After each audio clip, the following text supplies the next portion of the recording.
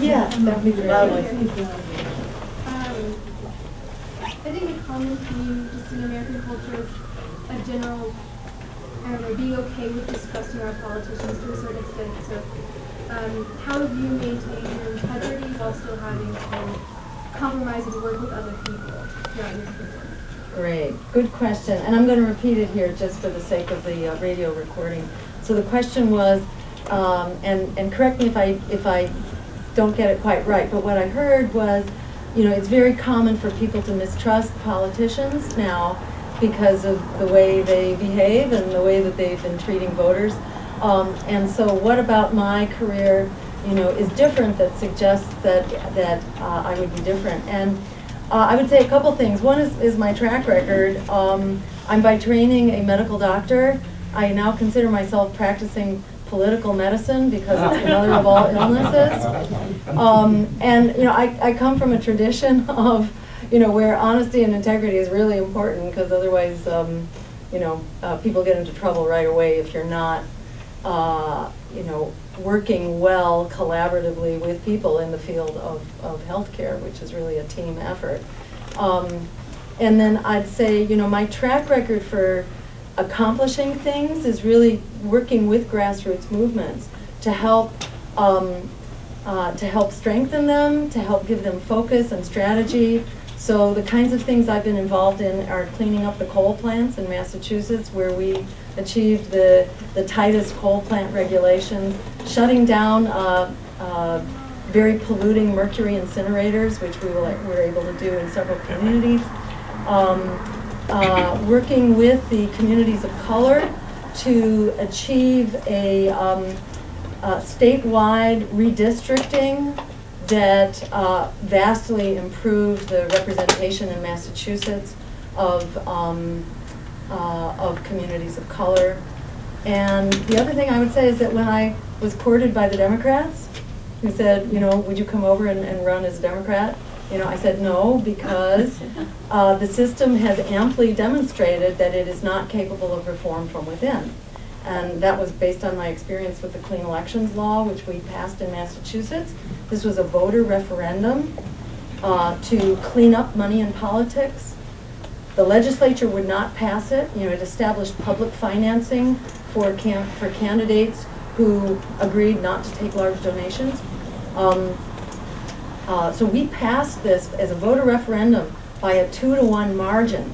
It was massively supported by the people. And then the Democratic legislature turned around and repealed it on a voice vote because they did not want competition from everyday people who couldn't be hijacked by big money. And that to me said that the party, the Democratic Party, because the legislature in Massachusetts was 85% Democratic at the time, that told me that the Democratic Party was not capable of reform from within, and that it was really important not just to challenge that system as an individual, but to challenge it by creating a new system of politics.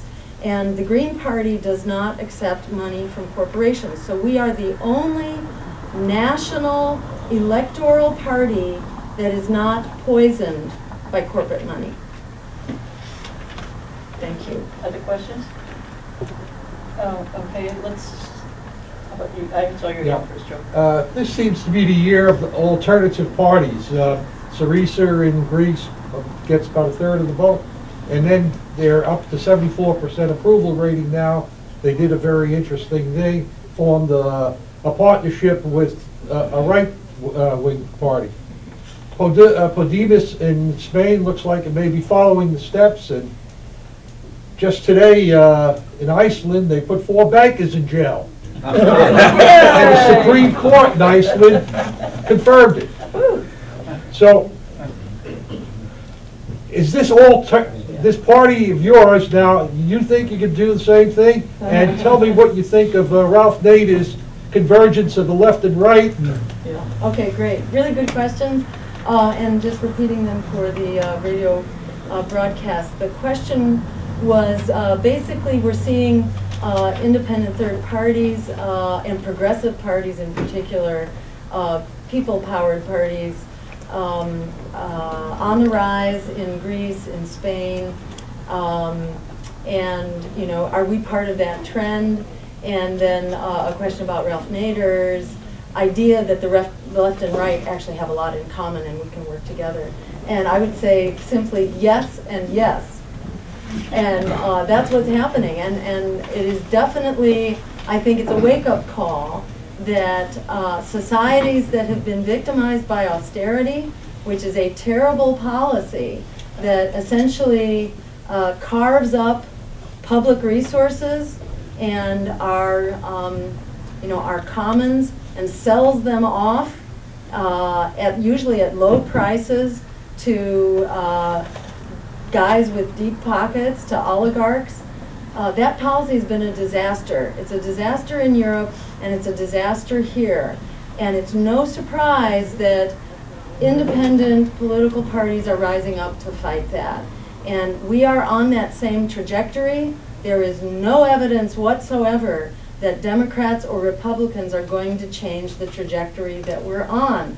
We've been on this pathway actually for decades, and it's only accelerating. It's not getting better, it's getting worse faster. So there's no doubt in my mind that we are part of this uprising for democracy and justice.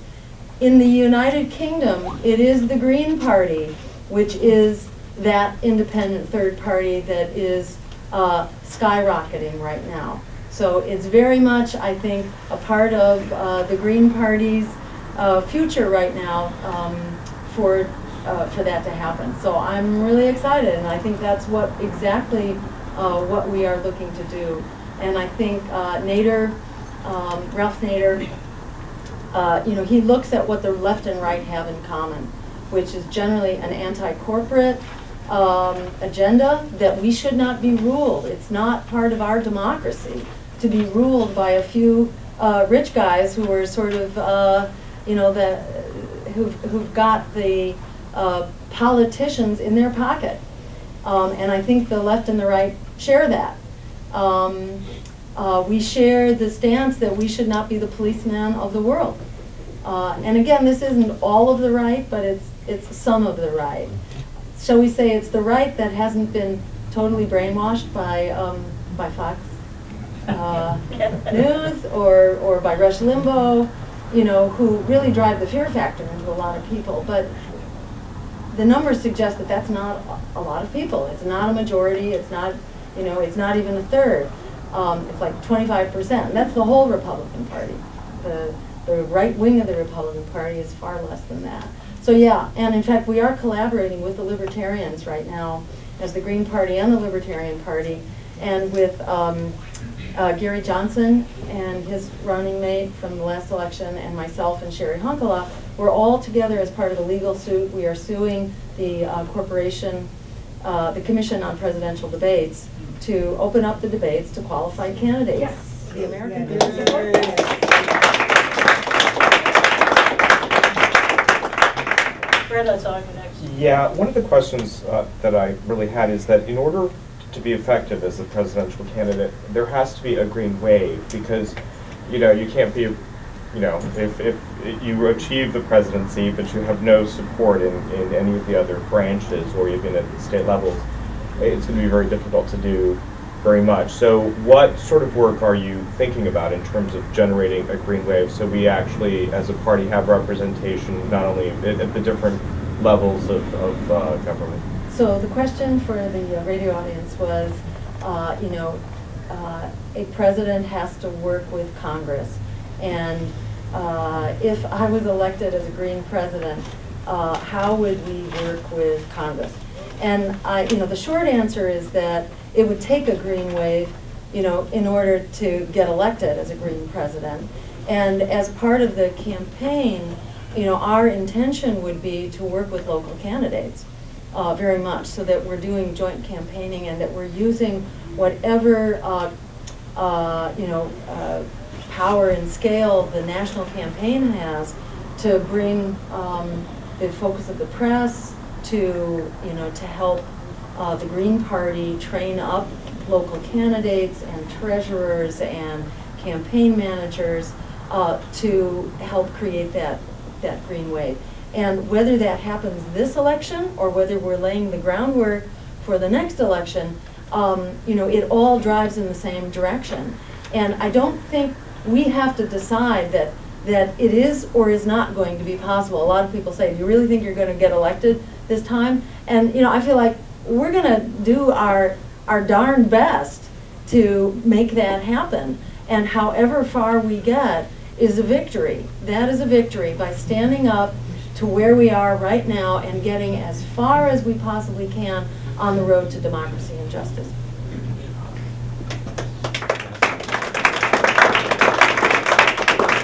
Other questions? Was that your hand, David? Yes. Okay. Jill, I see this whirlpool that's sucking us deeper into the Middle East. Basically started through misguided, unplanned adventures in Iraq. And I still see no plans. I see no vision as to how to correct what we've created there.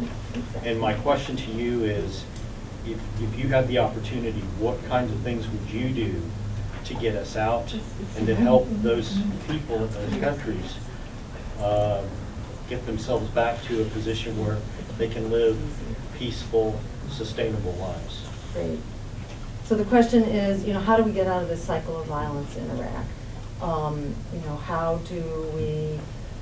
do we extricate ourselves and also deal with the quagmire that we've created? And I think there are a couple of ways to do it. It's not simply that we can abandon ship and forget about it. Forget about the mess that we have created. I think number one, we need an arms embargo to the Middle East. We're the ones who are selling arms there. We are the biggest, in Martin Luther King's words, we are the biggest creator of violence around the world, and we are, or purveyor, I think he said, of violence around the world, and we are the biggest weapons, seller of weapons all around the world. And the Middle East, is a really tragic example of what happens. So we need to help instigate an international arms embargo. It's mostly our arms, but it's not just. So, and we need to participate in international law and uphold international law and human rights to start solving this quagmire. And that means an arms embargo. It means also pressuring our so-called allies so that they are not the sponsors of terrorism and the sponsors of ISIS. And they have gone a long way to aid the very parties that we're fighting. So we can do a lot to disarm the beast over there, and then further, by supporting a conversion to a green economy in this country, and by supporting the conversion in other countries, which is really critical and part of our international obligations under the UN climate process, assisting other countries with green technology is a part of what the commitments were that have been made all along in the process of the UN Climate Summit. So we need to be greening our economy and assisting global economies in going green. And the minute we do that, it's, the fight over the oil, which is essentially what's going on in most of the Middle East. It's oil, and then it's also transit passages for oil and for natural gas as well. But scarce resources play an incredible role in creating the conditions for violence and in the fighting in the Middle East. So by disarming it and by converting to green economies and assisting that transformation globally, we can help just diffuse that process, as well as providing humanitarian assistance and aid, and we should be part of an international collaboration to do that. Thank you. Anybody? Yes, in the back. I was just going to call for anybody under 25. As an outside party, the Green Party has a unique ability to bring things that people want but the parties necessarily don't to the forefront. Now that a majority of people live in congressional districts where the decision's already been made before Election Day, and most people feel like their elections don't necessarily matter, what would you propose to end not just money in politics, but gerrymandering and other undemocratic practices that are so prevalent in our electoral processes today? Great. Okay. So the question was, how can we overcome not only money in politics, but also the effects of gerrymandering that make it very hard to have meaningful votes in these districts. And what I'd say to that is that for many districts that have been gerrymandered, they are, the odds may be stacked by 5 or 10%, which makes it very difficult. However, the people who are not voting because they don't have reason to come out and vote is far greater than that. It's about equivalent to the entire number of votes that are being cast. So you can essentially double the number of votes, and you can overwhelm the impact of gerrymandering. That may not be in every district, but I think it is in most districts. And then there are other issues as well, including the voter disenfranchisement and all that. And I think we need strong support for voter rights. Ultimately, we need a voter bill of rights so that states cannot arbitrarily disenfranchise their political threats, the communities that they're biased against. But in terms of, now I think we need to have really strong legal support and strong challenges in order to support the right to vote, and massive engagement. If we have massive engagement, it can go a long way. And let me say something about money in politics, because it's gotten to the point where it's, how in martial arts, the force of your assailant can be used against your assailant. And it's sort of like that's where money in politics has gone. And we saw that in 2014 elections, where people just didn't turn out. They were so disgusted and offended and nauseated by the negative campaigning that was just over the top. And actually the same thing just happened in Denton, where they attribute their victory in part to the incredible overreach of the fracking companies that were bombarding people with mailers like every week that just made people go in the other direction. And I think that's very likely to happen as more and more money pours in now into negative campaigning. Those are likely to be really good persuasion devices for people to just abandon that ship and to come out and vote green. So I do think there are ways that we can overcome the biases in the system, and that once again this is a case of where it's really in our hands. If we do the work and if we build it, I think they're likely to come. Expanding on David's a little bit, it seems to me that the Israeli-Palestinian conflict is a big source of stirring the pot all over the Middle East. What do you propose doing about Israel and Palestine? Yeah, same thing there. I think we need an arms embargo. We need to stop financing the Israeli army to the tune of $3.5 billion a year. I mean, it's outrageous. I think I think military aid, it's a welfare program for weapons manufacturers. So military aid, I think, is a bad idea all around. And I think that our support of other governments really needs to be contingent on human rights. And so, the Netanyahu government has been a massive violator of human rights and really guilty of war crimes. If anybody had any doubts, just look at the last Gaza invasion. So, which I think just really settled the issue. We need to hold the Netanyahu government to a high and equitable standard and stop subsidizing it. And the same should be true across the board to other violators of human rights. Egypt, for example, or Saudi Arabia, for that matter.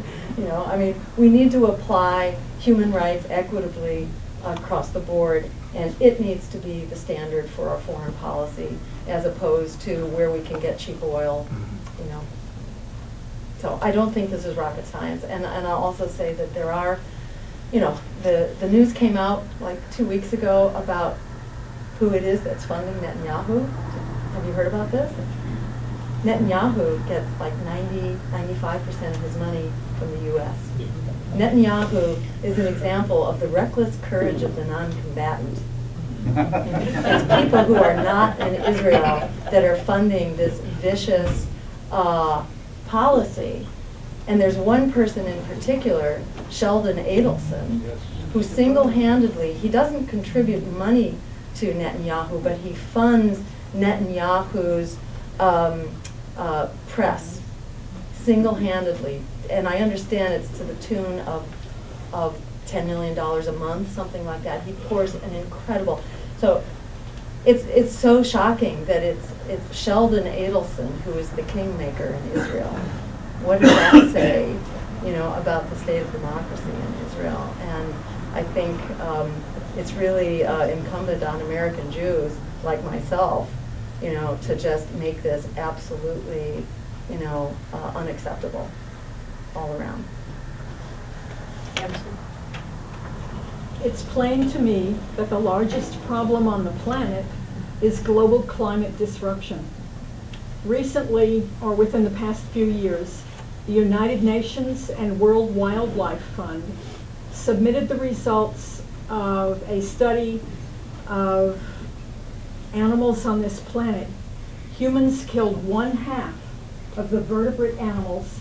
That means mammals, fish, birds, reptiles, amphibians, between 1970 and 2010. Half of those animals on the whole planet were killed by humans. So, Mrs. President, Dr. President, what is your response to this so that these young people and my children and grandchildren can stay alive? Yeah, exactly. And I would love the reference on this, because this is a factoid I haven't heard, and I would love to see, I would love to see more about this. But it's not terribly different from, the information that I've been aware of, which was a series of studies essentially showing that half of existing species are on their way to extinction by the end of this century. Either way, it's not looking good, and this is not something we can survive. I mean, this, to my mind, is why we need to declare a state of emergency. This is a state of emergency. And in the practice of medicine, what makes the difference between a good doctor and not a good doctor is recognizing when we are in a state of emergency, because you can't always tell by what's on the surface. You really have to look at all the available data, and in the context of uncertainty, which always exists in science, and in the context of human and community values, you have to do the best that you can with the information available. And there is plenty of information out there to say that this is an all-out emergency, and we need to take emergency steps. If we do that right now, which is essentially a Green New Deal that converts to 100% clean renewable energy by 2030, and as part of that undertakes ecosystem restoration, which enables our biosphere to survive, which enables all God's creation to survive, because that's what we are slaughtering right now, the creation that we are a part of. And there's no way that you get out of that alive. So we've got to fix that, and restoring ecosystems is a part of it in its own value, because right now we're looking at an ocean ecosystem that may collapse any day now. And there's very interesting science behind that I won't go into right now, but we don't want to lose the marine food supply, and we're at great risk for doing that right now. In the same way that coral reefs are going really fast, well, it turns out very similar creatures that are like coral are at the basis of the food chain in all sea life. And those creatures are very much at risk in the same way that we're seeing coral disappear. The basis of the marine food chain is also extremely under threat right now. So this is another reason, why we need to say, okay, let's fix it. We know how to fix it. What we need is the courage of our convictions to get out there and organize the bejesus out of it and out of our communities, and get out there. And we want to hear from you. We want to hear from you that you want a campaign that is going to turn this around, that will be transformative, that won't shrink from saying what it is that we need to survive. We're not going for what's politically possible. We are going for changing, utterly transforming our political system that tells us survival is not possible. We're saying out the door, you know, we want a politics that tells us we are going to survive. And by creating that politics, we can then change these policies. They are not rocket science. The hard work here is engineering our political change. So we want to hear from you that you are, you know, should we go forward with this campaign of political transformation in order to create a future for ourselves, to pull back from the brink and have the peaceful, just, green future that is within our reach. It's within arm's reach. It's right there if we go forward with it. And by the way, we are looking to establish campaign chapters. If we move forward, we will be establishing campaign chapters in campuses. So if you're here and you are in school and you would like to see an end to student debt and college education as a human right for free, definitely sign on that list and write student next to it, or student chapter, so that when that moment of decision comes, and if we've heard from people that we should go forward, we will, and we will be in touch down the line to create those student chapters, because that is the real engine of transformation. It is young people who have, you know, the whole future in front of them if we can make a transformation change. If we don't make that change, there's not much of a future, and I know you don't need me to tell you that, because you're living it right now. And there's no way that we as adults, I think, can live with ourselves, having created this kind of a future for the next generation and those that follow. It's our responsibility to change it, and I think it's the power of the younger generation to actually be the engine of this change. So we are very interested in making contact and supporting you and working with you for the long haul. So with that, should we take maybe one or two? And There's one more question that I saw, and that's... All right, and then it. we'll wrap up. So expanding on her question a little bit, are there, so Texas and a lot of other states with lots of coastland seem like a prime opportunity to get like sportsmen involved in the Green Party movement. Are there any plans to involve like the Coastal Conservation Association or anything like that in order to, you know, get more people who are not typically involved in the Green Party to, you know, see that we have their interests in mind? So the question was, you know, what kind of outreach are we doing, and can we reach out to the likes of sports and recreation groups, especially involved in coastland, to be a part of this movement? And absolutely, and you know, that's what we're trying to do in this exploratory phase, is to hear from you and to hear exactly these kinds of suggestions, and you know, who are your contacts that we can help you do outreach to, so that we can all be a part of this. Absolutely, and that's another reason why I would just encourage people to go to jill2016.com, because if we are hearing from you and we decide to go ahead, this is exactly the kind of thing that we'll be able to follow up on. And I'll just note that, you know, there's this very active movement now in New Orleans and in Louisiana for coastal restoration, and for actually holding the oil companies accountable for the loss of the coastal wetlands. And that's been a very big movement, and I know that the Green Party is very involved with that in Louisiana, and it makes all the sense in the world. One little factoid to share with you, in the Atlantic coast, where it's now been proposed that we undertake oil exploration, coastal oil, we know that by doing coastal wind instead of coastal oil, we can create twice as many jobs and produce twice as much energy without threatening tourism and recreation, which is a like $1.6 billion industry along the East Coast, and of course it is down here on the Gulf Coast as well, even bigger, I'm sure. And you know, so this is a win-win here. By engaging that community, we can protect them, we can preserve this resource going forward, at the same time that we convert to the kinds of jobs and the kinds of energy that really will create a secure future. So this is a great idea, and I'd love to follow up with you about that. I have one more. I know you're rushed, but I think it's a hot topic right now and it's important. So you mentioned, touched on a couple of times this, the intelligence community, the mass surveillance, Yes. and whistleblower laws.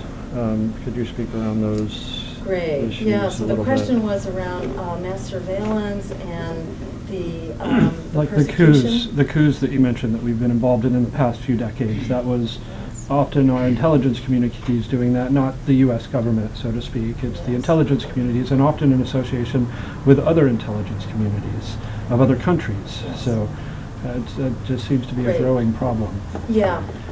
So the question was about sort of the security state, the institutions that are spying on us and on other governments, and how that then connects with sort of illegal actions in foreign policy and illegally overthrowing democratically elected governments. And the connection with that with whistleblowers. And it really is kind of all these things really do go together. They violate our basic constitution. They violate civil liberties. They violate the obligations of foreign policy to be deliberated. The responsibility of Congress to declare war. We shouldn't be covertly overthrowing governments. We need to decide if we are engaging in warfare. It should not be covert. It should be known to the U.S. public, and it needs to be debated and declared by Congress, not undertaken by either autonomous agencies or agencies acting under the direction of the president. And one of the revelations of Chelsea Manning, that we have to be so eternally grateful for, was revealing the incredible spying and illegal actions that were being undertaken by the State Department in Iraq and other foreign countries as well, the incredible treachery that was going on in the U.S. State Department. And even now, we continue to hear about chips in our cell phones where was it the CIA? No, it was actually the British security working in conjunction with U.S. security has installed chips in cell phones to be able to spy on and record cell phone conversations all over the world. It's just mind-boggling how our basic American rights and liberties are being trashed, and along with that, the press is being persecuted for doing investigative reporting about that. So all of this, I think, are reasons why the American public is really up in arms right now and clamoring for a principled alternative that respects our basic constitutional rights and our basic civil liberties, and the requirement for transparency and accountability in government. These are basic American values around which there's incredible consensus across the right and left. And this is an issue that's not going to go away. It's a sign of our power that we were able to preserve the independence of the internet. The Federal Communications Commission is about to write into law net neutrality, which means they can't privatize it, they can't charge us big fees in order to have decent service on the internet. So this is a good thing, and it's a demonstration of our power and how broadly people will mobilize to stand up for our basic liberties and democracy. So we're going to harness that power and give them a run for their lives like they've never seen. And this is going to be an incredibly exciting campaign season. So please let us hear from you. Would you like us to go forward, and would you like to be a part of it? Thank you so much.